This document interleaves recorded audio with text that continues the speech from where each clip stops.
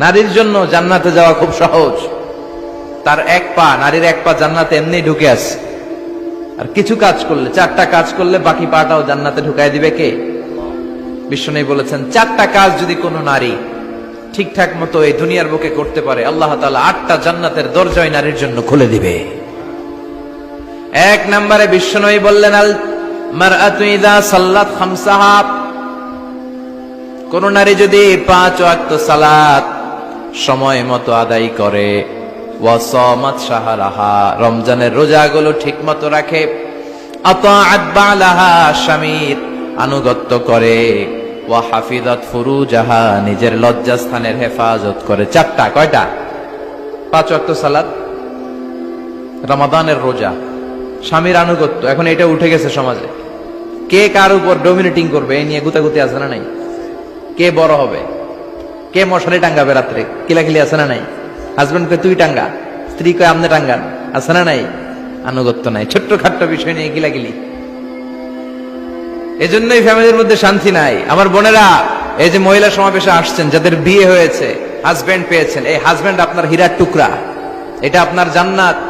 বিশ্বনবী বলেছেন, আল্লাহ ছাড়া কারো পায়ের সামনে যদি সিজদা দেওয়া জায়েজ হতো, সবগুলো নারীকে বলতাম স্বামীর পায়ে সিজদায় লুটিয়ে পড়ো।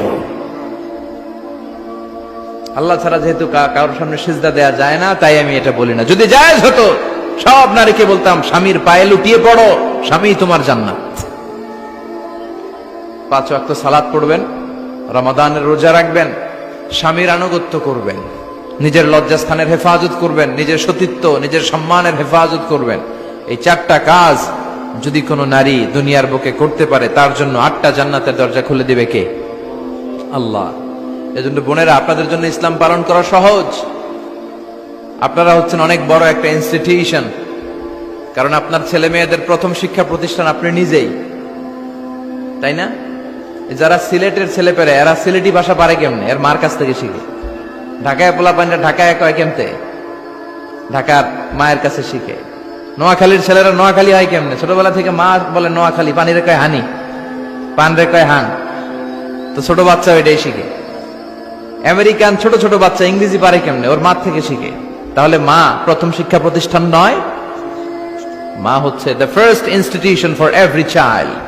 পৃথিবীর সব মানব শিশুর জন্য মা হচ্ছে প্রথম শিক্ষা প্রতিষ্ঠান। এজন্য আমি বলি, বাপ ভালো তার বেটা ভালো তাই, মা ভালো তার ঝি, গাই ভালো তার দুধ ভালো রে, দুধ ভালো তার ঘি। বাপ যদি ভালো তো বেটা ভালো, মা ভালো তো ঝি ভালো, দুধ গাই ভালো তো দুধ ভালো, দুধ ভালো তো ঘি ভালো, তাই না? এই নারীদের পেট হচ্ছে খনি, তেলের খনি, গ্যাসের খনি, স্বর্ণের খনির চেয়ে আমি বলি এটা দামি খনি। এই নারী যদি হেজাব মেনটেন করে, কোরআন পড়ে, সুন্নাহ পড়ে, তাহলে এই নারীর পেট থেকে বড় বড় আল্লাহওয়ালা বেরোবে, দেশপ্রেমিক লোক বেরোবে, ভদ্র, সালেহ, শহীদ, নবী, সিদ্দিক এরা বেরিয়েছে, ঠিক কিনা?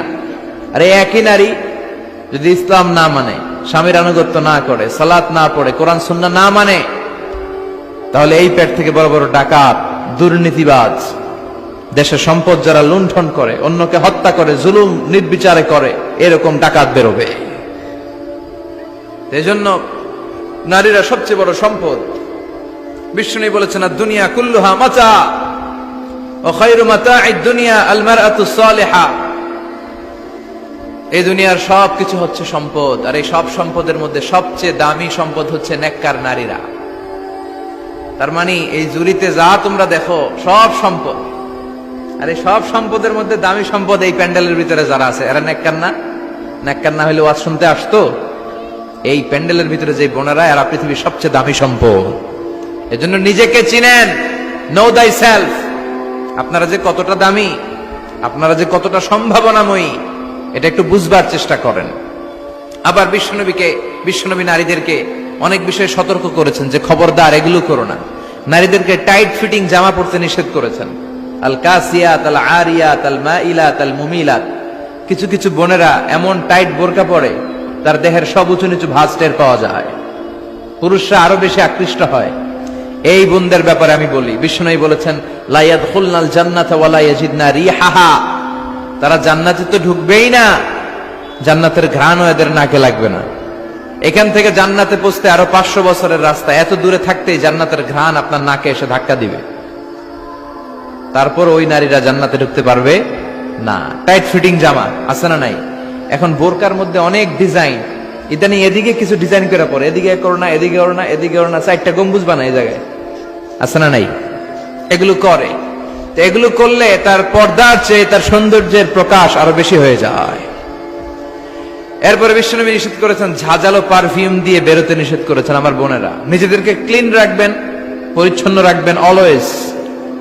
আপনি গায়ে ডিওডোরেন্ট, দুর্গন্ধনাশক পারফিউম দিতে পারেন, তবে সেটা জামার ভেতরে, বাইরে যেন প্রকাশ না পায়। অনেক মহিলা সেজে গুজে বোরকাটা পরে বোরকার উপরে মারে 2টা, আছে না নাই? এই ঝাঁঝালো গন্ধ আশেপাশের যতগুলো পুরুষের নাকে যাবে আপনার প্রতি আকৃষ্ট হবে।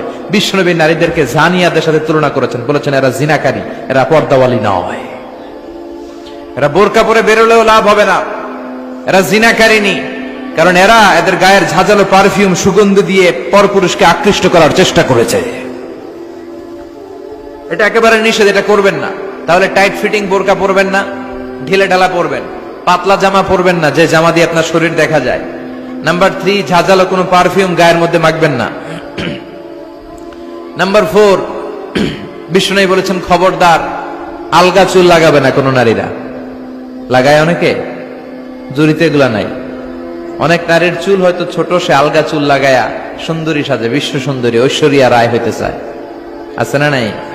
না, আল্লাহ যেটা দিয়েছে ওটাতে আপনি সন্তুষ্ট থাকেন, আলগা চুল লাগাবেন না। এরপর বিষ্ণু ব্রু প্লাক করতে নিষেধ করছে। ব্রু প্লাক আছে না? পার্লারে গেলে কিভাবে যেন এদিক দিয়ে ব্রু প্লাক করে একেবারে চিকন করে দেয় এই 2টা। না, এটা নিষেধ। ব্রু প্লাক করতে বিশ্বনবী নিষেধ করেছেন। আমার বোনেরা, আপনারা এটা করবেন না। এরপরে বিশ্বনবী নিষেধ করেছেন তোমরা একে অপরকে লাআনত দিবে না। 2 কারণে নারীরা জাহান্নামে যাবে বেশি। বিশ্বনবী মেরাজ থেকে এসে বললেন, ইয়া মা'আশারান নিসা, ও নারীরা, তাসাদ্দাকনা, তোমরা বেশি বেশি সদকা করো, দান খয়রাত করো। নারীরা বললেন কেন? আমাদের বললেন কেন? বিশ্বনবী বললেন, উরিতু কুন্না আকসারা আহলিন নার, আমি জাহান্নামে দেখেছি পুরুষের চেয়ে নারীরাই বেশি জাহান্নামী হবে। কি কারণে? 2টা কারণ। তাকফুরনাল আশিরা, সবাই না, অধিকাংশ নারীরাই স্বামীর অস্বীকৃতি করে। স্বামী যা দেয় এতে সন্তুষ্ট থাকতে চায় না, আছে না নাই? স্বামীর কি চাকরি, কি ব্যবসা, তার উপার্জন কতটুকু, এটাও আপনার দেখার দরকার, আছে না নাই? এখানেই তো আপনার সবরের বিষয়। জান্নাত তেমনি এমনি আসবে না বোন, আপনাকে সবর করতে হবে। স্বামীর নাশুকরি করবেন না। পাশের বাড়ির ভাবিরা তো এত মোটা নেকলেস কিনা দিছে, তুমি দাও না কেন? এদের ঘরে তো দামি সোফা সেট, আমার ঘরে নাই কেন? এদের তো এইটা করে, এদের তো এইটা দিছে হাজবেন্ড, আমারা দাও না কেন? এই যে নাশুকরি, এটা তাকে জাহান্নামী বানাবে।